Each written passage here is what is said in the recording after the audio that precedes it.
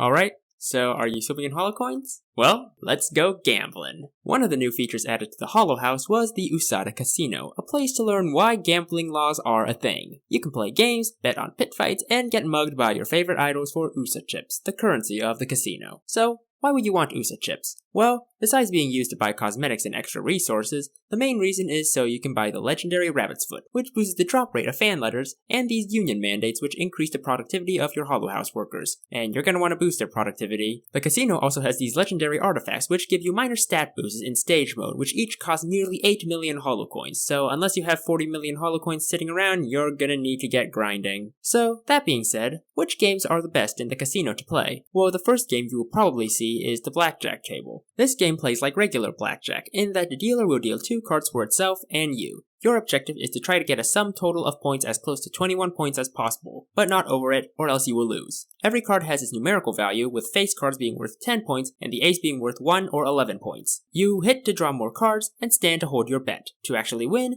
the most important thing to understand is how the dealer works. Now, this game is actually easier than real-life blackjack because unlike in real blackjack, the dealer will show you both cards. Depending on what the dealer has, you can not only tell you're going to lose from the get-go, but also what the dealer does next. Based on observation, if the dealer deals cards that add up to more than 17 points, they will always stand, even if you have a higher point count than them, which is useful for determining if you should hit or stand. If you're good at blackjack, then this is a good one to play, as not only is it easier than blackjack with both cards being available and also having the ability to bribe the dealer, but it is the fastest way to start accumulating lots of Usa chips. Unfortunately, it is the riskiest way, as it is very easy to lose it all. I personally do not like using blackjack as my strategy to accumulate Usa chips, because even if you play perfectly, there is still a chance of it going wrong and losing all your Usa chips. The second venture is the math quiz. In this game, you get basic arithmetic questions to answer, which you do by shooting the Nusagi that holds the right answer, and if you get them all right, you get 20% extra chips. The questions are very simple, even at the hardest level, and the hardest part, in fact, becomes trying to actually aim at the correct Nusagi. I prefer this game as my main method for farming Usa chips because unlike all the other games, which have a small element of chance that can bankrupt you, this one will have absolute certainty of rewarding you Usa chips so long as you know what you're doing in terms of arithmetic. There is no chance in this, only skill. The only thing you need to know is how to do arithmetic good and quickly. Let me know if you want a video on how to solve math problems in your head quickly. As such, this game is probably the best if you want to get a quick amount of Usa chips initially. As for which level you should do, I personally recommend doing the challenge level rather than the endless level. This is because if you answer 20 questions in the challenge level, you will net a profit of 6,000 Usa chips but only 5,000 for the endless level. While you have the potential to get more in the endless level since you can answer more than 20 questions, the included timer in the endless level makes answering higher numbers of questions extremely difficult, not due to the math, but due to the aiming. For the game that will yield you the most overall profit, I would recommend the slot machine. It's unfortunately the slowest game at any Usa chips, but it doesn't have the risk of bankrupting you abruptly like blackjack, nor is it dependent on being good at math like the quiz, and all you need to do is mash a button. As for the other games,